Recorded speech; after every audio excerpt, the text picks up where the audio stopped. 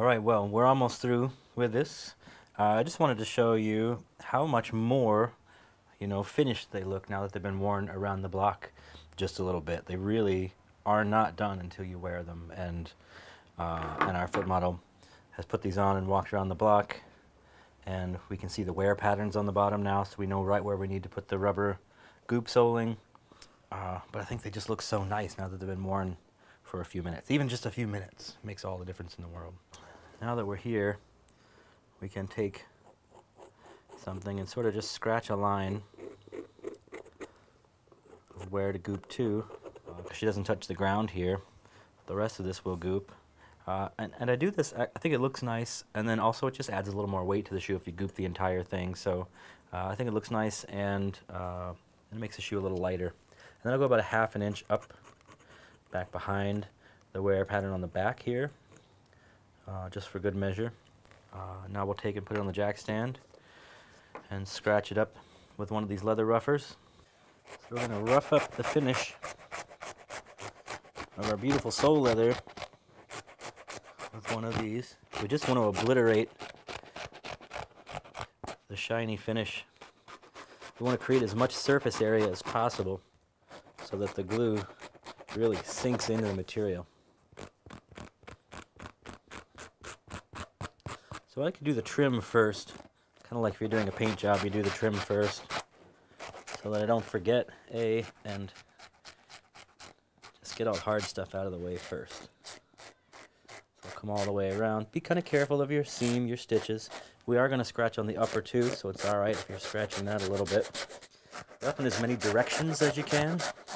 Just obliterate the finish. I don't want to see any of the shiny finish when this is done.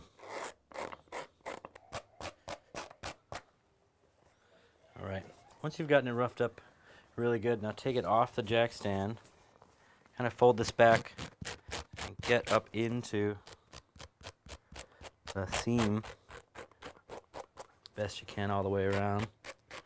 Again, be careful of your stitches. Some of them are fairly close to the edge there. Alright, and now that we've gotten the sole really nicely, we need to get some more on the upper here. So I'm going to fold this back. We're only going to goop up about 1/4 of an inch around on the upper here. So I'm going to fold the upper back as tightly as I can, and then I can bring the rougher around, and it'll only hit that top 1/4 of an inch, that first 1/4 of an inch or so. Do it in as many directions as you can. That's looking pretty good. Roughed up nice and evenly all the way around, about 1/4 of an inch up. I don't really see any of the original shiny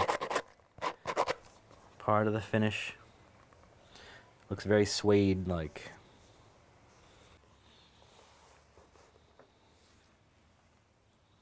Alright, we're all roughed up. Now we're going to prime the area that we scratched up with a coat of parge cement. So we're still going to work under the premise of a nice thin coat is the best way to go, and even and complete saturation. So this tons of surface area that we just created with these roughers, and we just want to make sure that we get the glue deep down in there, all the way into that edge there where the seam is. So glue everywhere that you roughed. I like this nice stiff bristled brush for kind of getting the glue down into all that surface area. Sometimes I like to start with a big glop kind of there in the seam and then spread it out from there, just to sort of ensure that I get the glue right up there in the seam. So we're going to take the barge up over the seam and onto the upper to protect those stitches, to protect the seam. Keep a little bit of water out.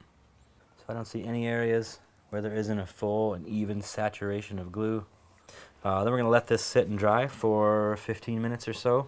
We're going to sift our dust for the our rubber dust for the goop sole, and then we're going to start mixing our goop. And then by the time we're done with that, these ought to be dry enough to goop.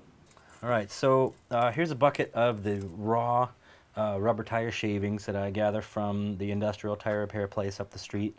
You can see there's a lot of fine powder in here, but there's a lot of bigger, coarser pieces in here too, as well as these little shards. So ultimately, what really I found that works the best is a fine powder. And you can see I've sifted this with the kitchen sifter to get the finest parts out. And then I just take the bigger chunks that are left over, put them in a bucket, and take them back to the industrial tire repair place when I go get more. So we're going to sift some here in just a moment to show you how that works. Pretty straightforward.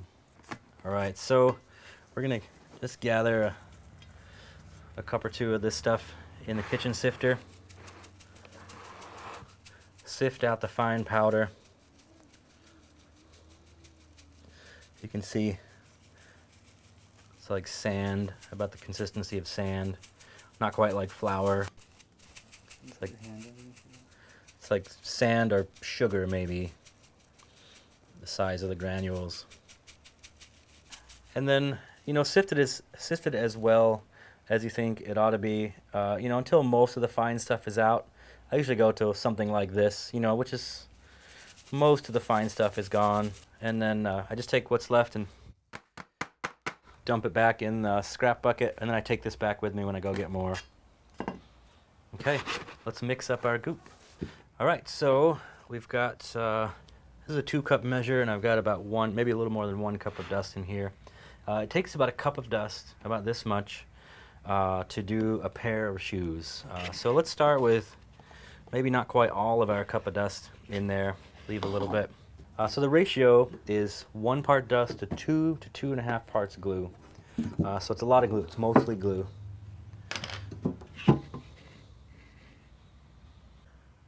And I'm just going to sort of eyeball it. So I'd say that's 1 part dust to maybe 1.5 parts barge right now. Just going to start mixing it in. Right from the start, I'm going to make sure it's scraping the sides and the bottom so there aren't any pockets of dry dust. Just any old stick will work. It's just a scrap piece of wood from the wood pile. I'm just going to get some more glue in there. It's starting to get a little dry.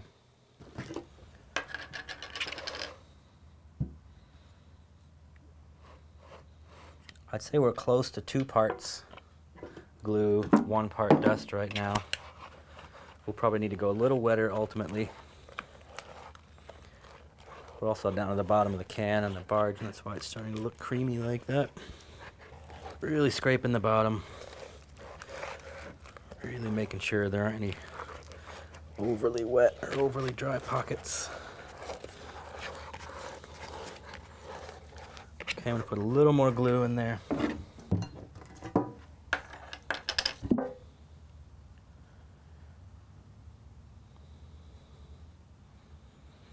I think we're probably getting close. What you're going for is sort of like chunky peanut butter. Some kind of tar-like substance. I don't know what to compare it to. There's not much else like it. Oh yeah, we're starting to get good consistency now. This is hard work. I've got my flat piece of wood here. Paint stirring stick works good for spreading this stuff. Let's give it one more little mix. Just want to get I think I had some really wet stuff on the stick. All right, I think we're at a good consistency. See how it stands up, it's kind of slumping.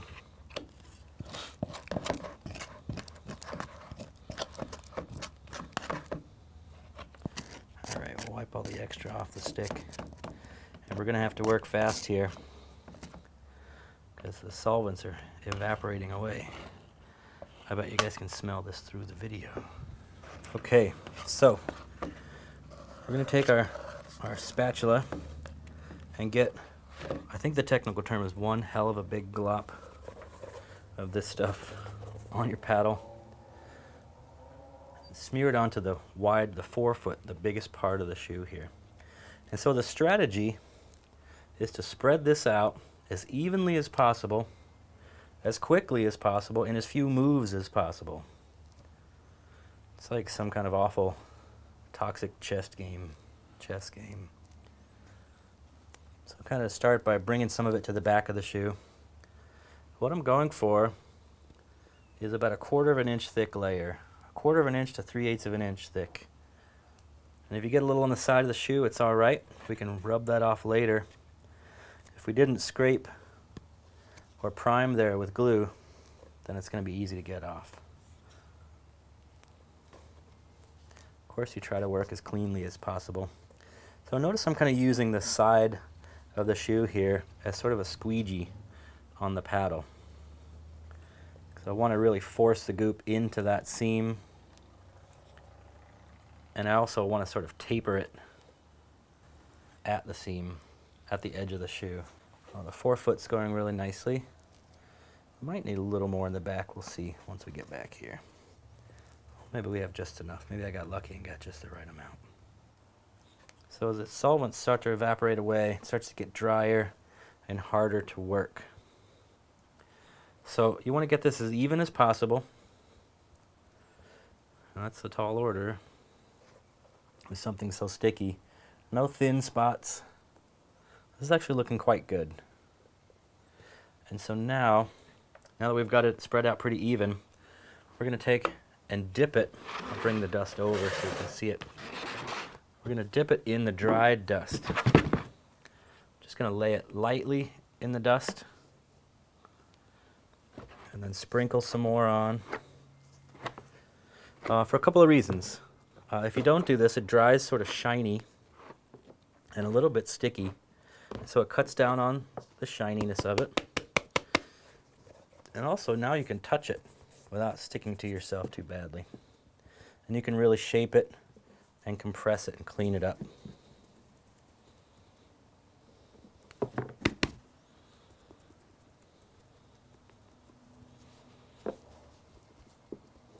You can feel where it's a little thick, where it's a little thin, where you need to even it out. I sort of taper it up. It's beveled up from any edge. Some of the stuff you can start to rub off right now.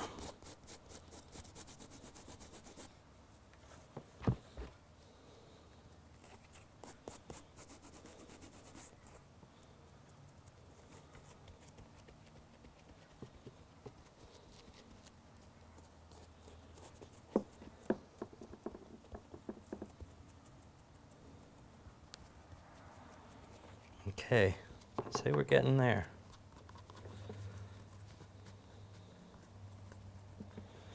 We could do a little more cleanup after it dries, but I think this one's looking pretty good.